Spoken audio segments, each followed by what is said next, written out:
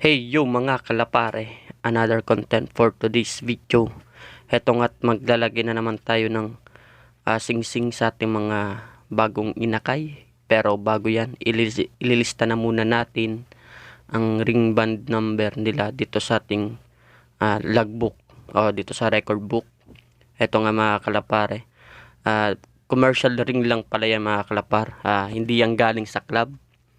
Nabili lang natin yan through online dahil hindi pa tayo bumibili ng club ring kasi ano pa lang to, itatry pa lang natin yung mga inakay natin kung kakasaba sa karera. At eto nga, inilista ko na muna yung ring band number ng mga magulang ng mga inakay na lalagyan natin ng sing-sing. Eto, susulatin ko na ang ring band number ng mga inakay na lalagyan natin.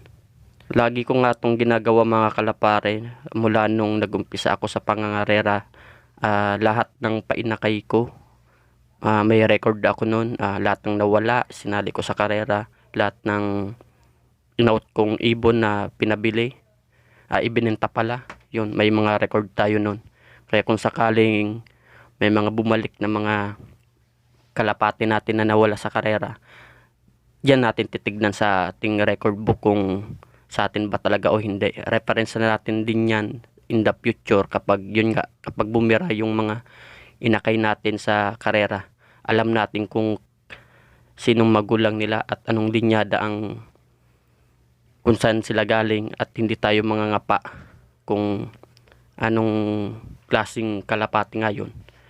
And yun nga mga kalapar, tapos na tayo dyan ilista ang mga ring band number nila. And kukunin na natin yung dalawang inakay na lalagyan natin ng sing-sing. Ito nga sila mga kalapare. Medyo late na yan mga kalapar. 10 days old na sila dyan. And medyo malaki na ang paa. Tignan nyo to mga kalapare. Ito. Medyo kita na ang kulay ng pakpak niya. Pareho silang dalawa. At ito nga, medyo mahirapan na tayo niyan maglagay ng sing-sing, kaya gagamit tayo ng tansi o yung sa pang binwit ba mga kalapar. Gagamit natin yan para mas madali ang paglagay ng sing-sing. Hindi na tayo gagamit ng mantika o tela o yung pampadulas ba o used oil. Ito lang gagamitin natin para wala nang kung ano-ano pang mga pa-effect. Ito, ang gagawin lang natin to mga kalapar is iipitin natin to sa hinlalaking daliri ng inakay natin. Tapos ganyan lang mga kalapar, isusuot natin tong sing-sing dun sa tansi, at yung apat na daliri uunahin natin ipasok. Yan, dahan-dahanan lang natin mga kalapar dahil yun, nakikita nyo pumipiglas yung ibon, itong inakay. Pasukin natin hanggang makapasok dun sa inlalaki mga kalapare. Yan, ganyan itsura niya mga kalapar. Ipapasok pa natin yan. Dahan-dahan lang. Kapag ganito kasing edad na ng ibon mga kalapar, medyo mahirap nang maipasok ang sing-sing.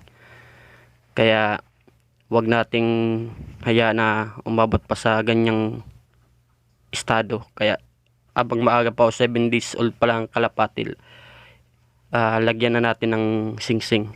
Ito kasi 10 days old na, medyo na busy tayo sa ibang gawain, kaya hindi ko na napagtuunan ng pansin. At ito nga mga kalapar, yun, kung nakita nyo ganun lang, hugutin natin yung tansi at yan, para mailabas yung hinlalaking daliri ng inakay.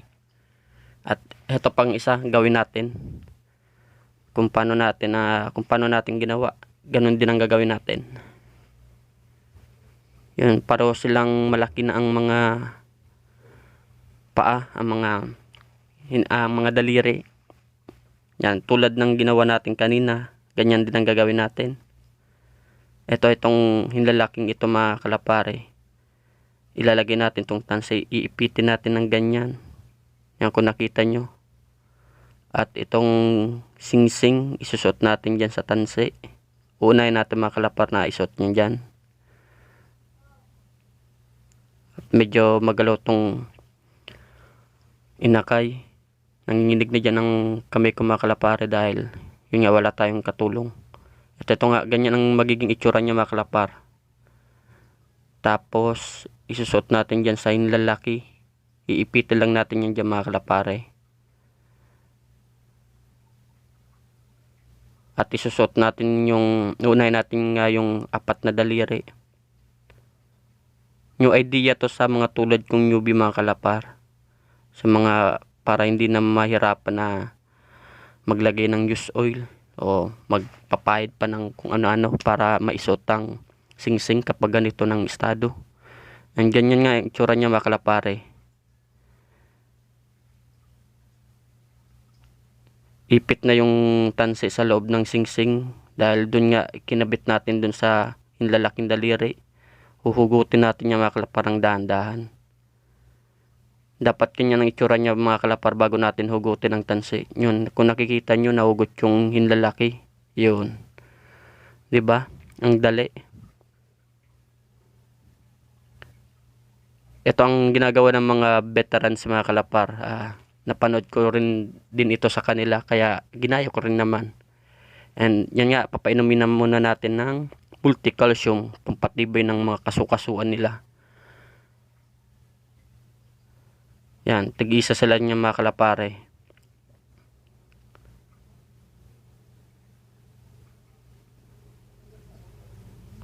Medyo good naman ang itsura nila mga kalapar kaya walang problema. At ito nga mga kalapar, hanggang dito na lang video. Next video ulit. Goodbye!